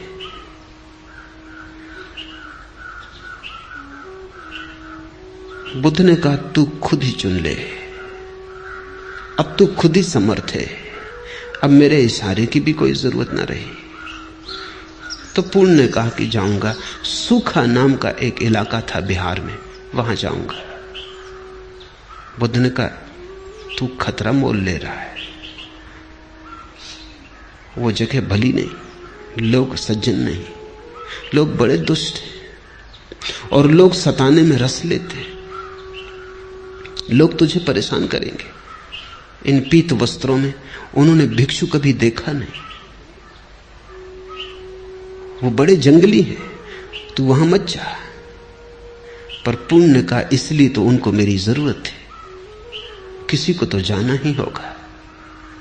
कब तक वे जंगली रहें, कब तक उनको पशुओं की तरह रहने दिया जाए? मुझे जाना होगा, आज्ञा दे। बुद्ध ने कहा जा, मेरे 2-3 सवालों के जवाब दे दे। पहला, अगर वे तुझे गालियां दें, अपमान करें तो तुझे क्या होगा? तो पूर्ण ने कहा ये भी आप मुझसे पूछते हैं क्या होगा? आप भली भांति जानते कि मैं प्रसन्न होऊंगा, क्योंकि मेरे मन में यह भाव उठेगा कितने भले लोग हैं, सिर्फ गालियां देते, मारते नहीं। मार भी सकते थे। बुद्ध ने कहा ठीक, मगर अगर मारने ही लगे तो तेरे मन में क्या होगा? पूर्ण ने कहा आप पूछते, आप भली भांति जानते हैं कि पूर्ण प्रसन्न होगा कि धन्य भाग कि मारते हैं, मार ही नहीं डालते, मार भी डाल सकते थे। बुद्ध ने कहा आखिरी सवाल पूर्ण, अगर मार ही डालें तो मरते वक्त तेरे मन में क्या होगा? पूर्ण ने कहा आप और पूछते, आपको भली भांति मालूम है कि जब मैं मर रहा हूंगा तो मेरे मन में होगा धन्य भाग, उस जीवन से छुटकारा दिला दिया जिसमें कोई भूल चूक हो सकती थी। बुद्ध ने कहा अब तू जा, अब तुझे जहां जाना है तू जा, अब तुझे कोई गाली नहीं दे सकता, अब तुझे कोई मार नहीं सकता, अब तुझे कोई मार डाल नहीं सकता। ऐसा नहीं कि वो तुझे गाली ना देंगे, गाली तो वो देंगे, लेकिन तुझे अपने कोई गाली नहीं दे सकता। ऐसा नहीं कि वो तुझे मारेंगे नहीं, मारेंगे, लेकिन तुझे अब कोई मार नहीं सकता। और कौन जाने कोई तुझे मार भी डाले, लेकिन अब तू अमृत है, अब तेरी मृत्यु संभव नहीं। सारा खेल मन का है। कैसे हम देखते, उसने मुझे डांटा, उसने मुझे मारा, मुझे जीत लिया, मेरा लूट लिया। जो ऐसी गांठें मन में नहीं बनाए रखते उनका वैर शांत हो जाता है। और वैर नरक है, कहीं और कोई नरक नहीं। शत्रुता में जीना नरक है। तुम जितनी शत्रुता अपने चारों तरफ बनाते हो उतना तुम्हारा नरक बड़ा हो जाता है। तुम जितनी मित्रता अपने चारों तरफ बनाते हो उतना स्वर्ग खड़ा हो जाता है। स्वर्ग मित्रों के बीच जीने का नाम है, नरक शत्रुओं के बीच जीने का नाम है। और सब तुम पे निर्भर है। नरक कोई भौगोलिक जगह नहीं है और न कोई स्वर्ग कोई भौगोलिक जगह है। नक्शों में मत पड़ना। मनोदशाएं, स्टेट्स ऑफ माइंड, जब तुम सारे जगत को मित्र की तरह देखते हो, ऐसा नहीं कि सारा जगत मित्र हो जाएगा, इस भूल में मत पड़ना, लेकिन तुम जब सारे जगत को मित्र की भांति देखते हो, तुम्हारे लिए जगत मित्र हो गया, तुम्हारे शत्रु समाप्त हो गए। और अगर कोई तुम्हारी शत्रुता करेगा तो वो शत्रुता उसके मन में होगी, वो उसकी पीड़ा पाएगा, लेकिन तुम्हें कोई पीड़ा नहीं दे सकता। इस संसार में वैर से वैर कभी शांत नहीं होता, अवैर से ही वैर शांत होता है। यही सनातन धर्म है, यही नियम है। नहीं वैरेन वैरानी समंतीद कुदाचनम, अवैरेन चा समंती एस धम्मो सनातनो। यही सनातन धर्म है। शत्रुता से शत्रुता समाप्त नहीं होती, क्रोध से क्रोध समाप्त नहीं होता,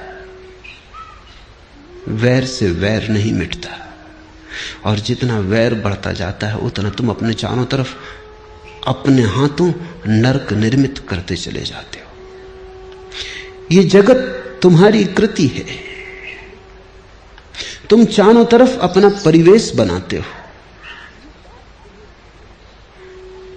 ये बात तुम्हें दिखाई पड़ जाए, ये इशारा तुम्हें समझ आ जाए, तो तुम्हें फिर कोई दुख नहीं दे सकता। तुम्हारा स्वभाव तब सुख हो जाएगा। फैलाओ मैत्री। महावीर ने कहा है, मिट्टी में सब भूएसु वैरम मज्ज न के नहीं। मेरी मित्रता सबसे है, सारे विश्व से, सब भूतों से, सब भूएसु, और वैर मेरा किसी से भी नहीं। महावीर के कानों में भी खीले ठोकने वाले मिल गए, पत्थर मारने वाले मिल गए, महावीर को गांव-गांव से खदेड़कर बाहर निकालने वाले मिल गए, लेकिन महावीर यही कहते रहे, वैरम मज्ज न के नहीं। मेरी किसी से कोई शत्रुता नहीं, उनकी होगी, उनका हिसाब वो जाने। अभी कुछ दिन पहले मैं एक कहानी कह रहा था कि दो मनोवैज्ञानिक, एक ही मकान में उनका दफ्तर था, रोज सुबह आते, लिफ्ट में सवार होते, अक्सर साथ साथ सवार होते। वो जो लिफ्ट को चलाने वाला सेवक था वो बड़ा हैरान था। जब भी वे दोनों साथ साथ जाते तो पहले एक मनोवैज्ञानिक उतरता, 10वीं 12वीं मंजिल पे कहीं। जब भी वो उतरता, दरवाजे से लौट के दूसरे मनोवैज्ञानिक के ऊपर थूकता,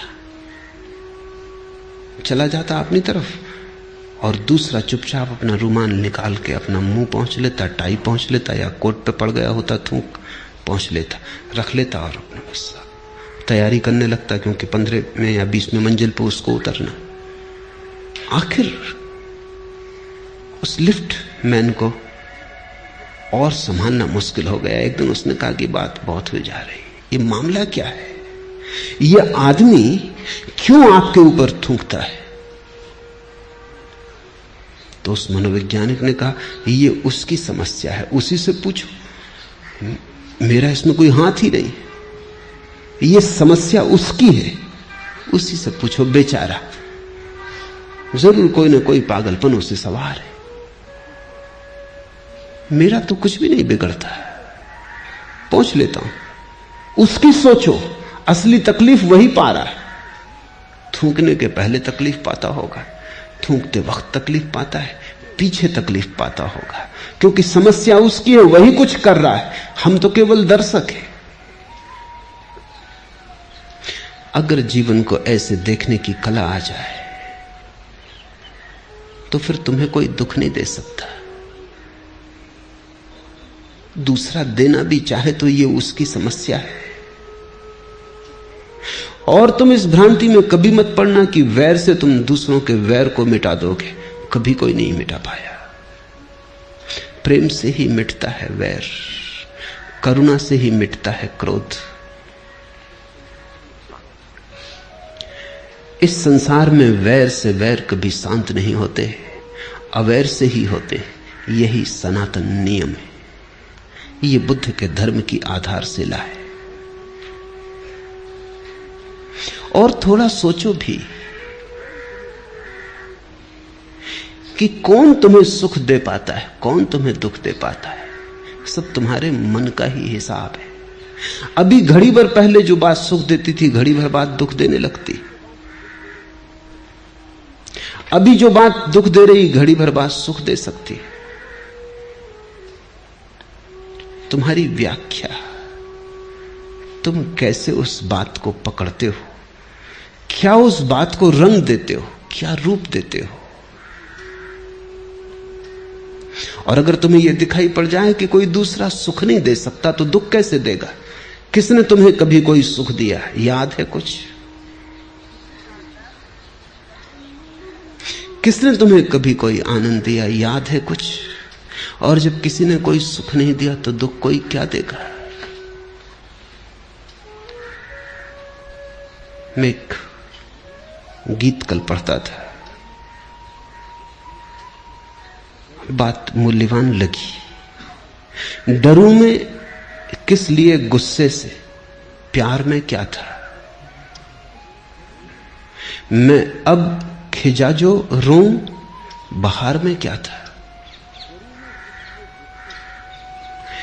डरूं में किस लिए गुस्से से, प्यार में क्या था। जब दूसरे के प्यार से कुछ न मिला, तब उसके गुस्से से क्या परेशान होना है। जब प्यार ही कुछ न दे सका, तो गुस्सा क्या छीन लेगा। मैं अब खिजा जो रोऊं, बहार में क्या था। और अब पतझड़ आ गई, सब वीरान हुआ जाता है। इसको रोऊं, लेकिन बहार में क्या था। जब बहार थी, तब भी जब कुछ पास न था, जब बहार में भी कोई सुख न मिला, तो अब पतझड़ में दुख का क्या प्रयोजन है। लेकिन आदमी बड़ा अजीब है, जिनसे तुम्हें सुख नहीं मिला, उनसे भी तुम दुख ले लेते हो।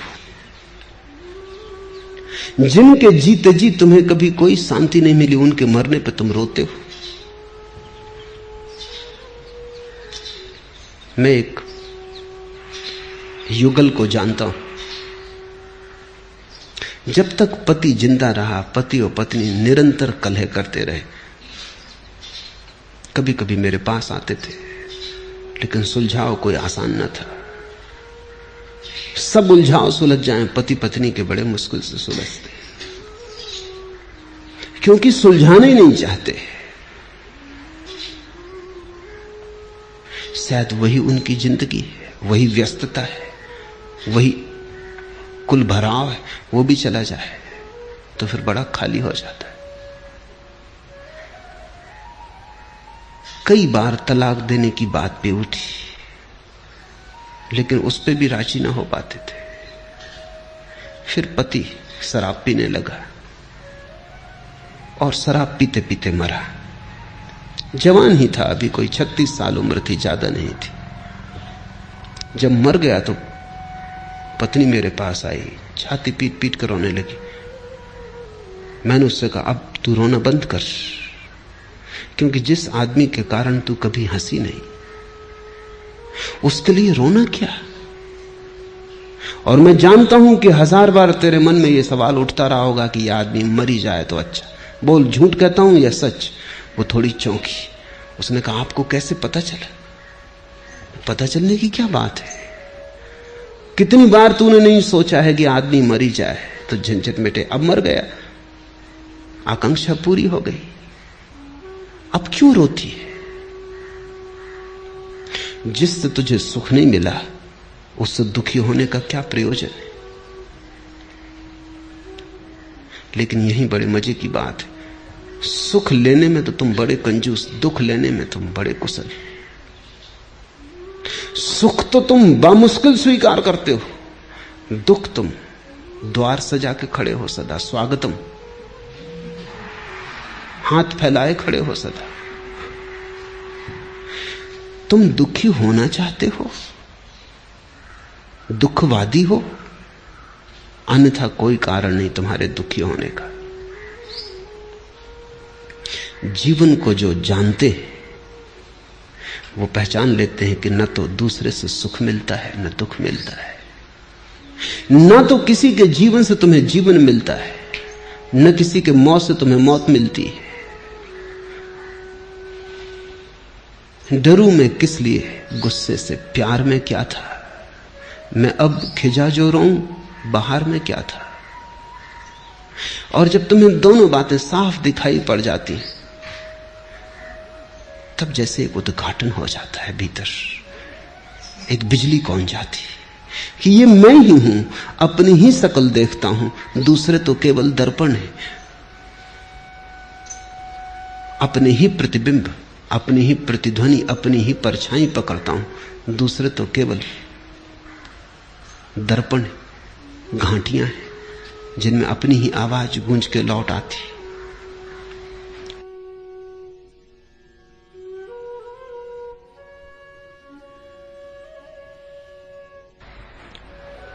इसे बुद्ध एस धम्मो सनातनो कहते हैं।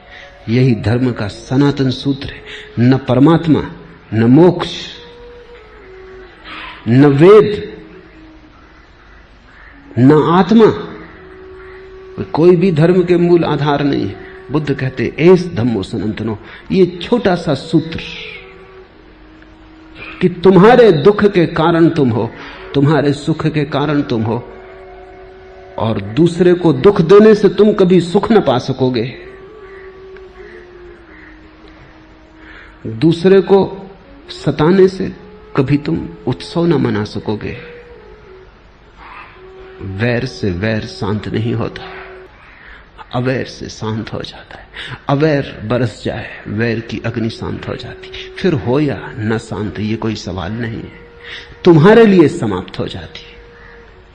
जिस व्यक्ति को यह सूत्र समझ में आ गया उसके लिए नरक नहीं, वो यहीं इसी क्षण में प्रविष्ट जाता है।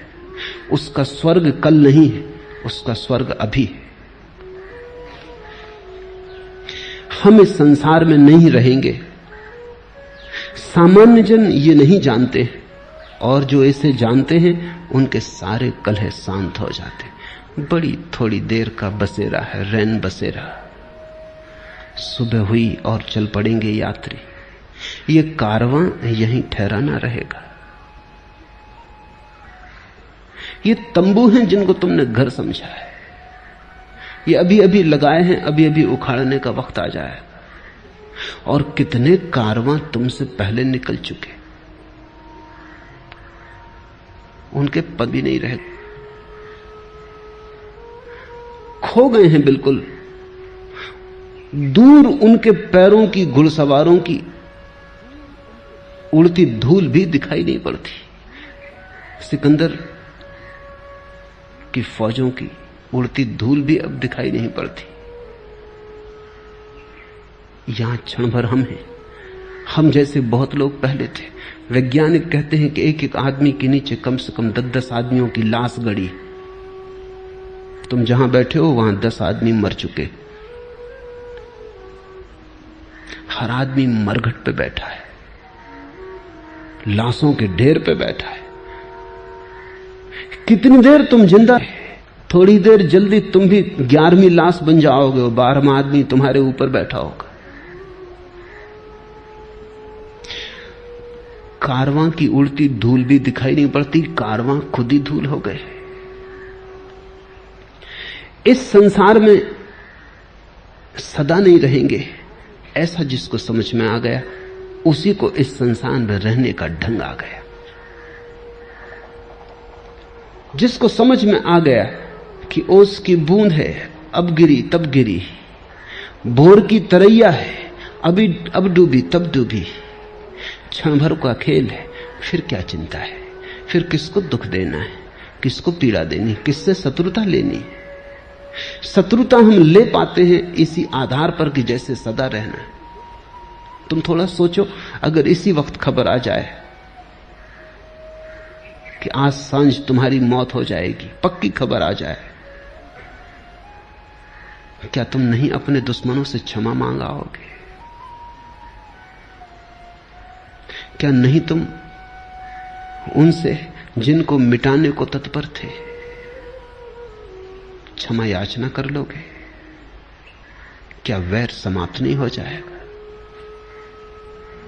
जाते आदमी का क्या, कौन सा वैर, किसकी शत्रुता, कैसी शत्रुता। जब विदा होने का क्षण आ जाएगा तुम सभी से क्षमा मांग लोगे, लेकिन पक्का नहीं कि वो क्षण कब आएगा।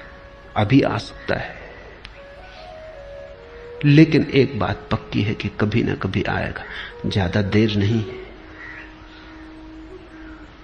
जो कली खिल गई, अब फूल के कुम्हलाने में ज्यादा समय नहीं। सुबह हो गई, सूरज चढ़ आया, सांझ को कितनी देर है, प्रतिपल सांझ हुई जाती, सुबह के साथ ही सांझ हो गई। जिसको ऐसा दिखाई पड़ जाता है वो फिर इस जगत में वैर के बीज नहीं बोता, फिर वो कल्याण मित्र हो जाता है, फिर वो मैत्री बोता है, वो अपने स्वर्ग सल काटता है।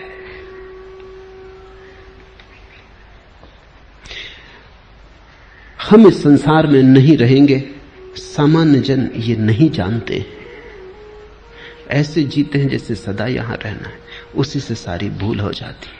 और जो इसे जानते हैं उनके सारे कलह शांत हो जाते हैं। क्षण भंगुर है जीवन,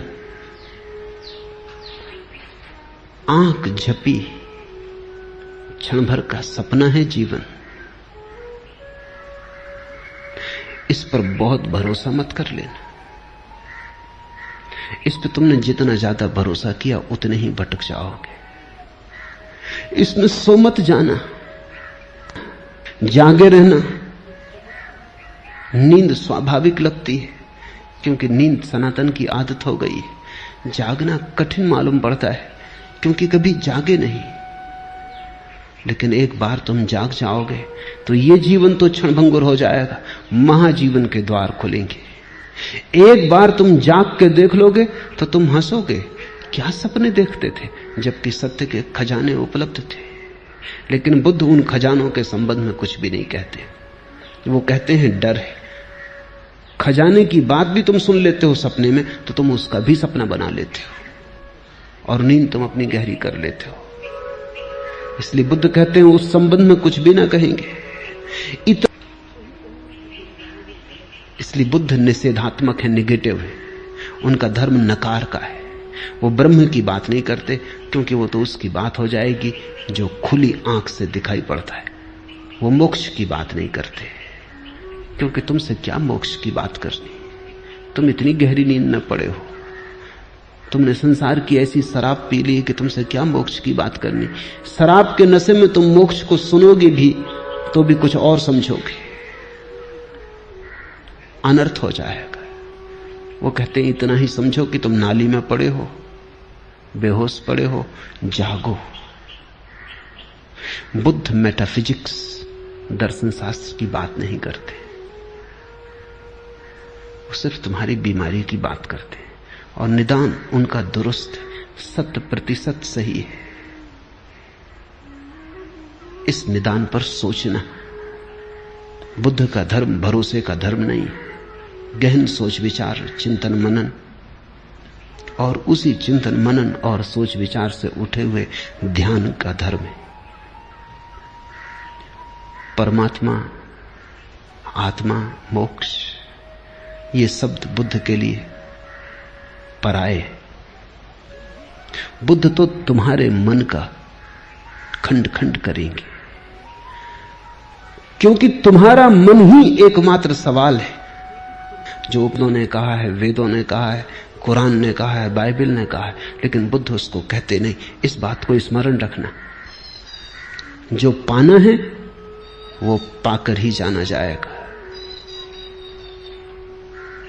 उसकी चर्चा व्यर्थ है और उसकी चर्चा खतरनाक है।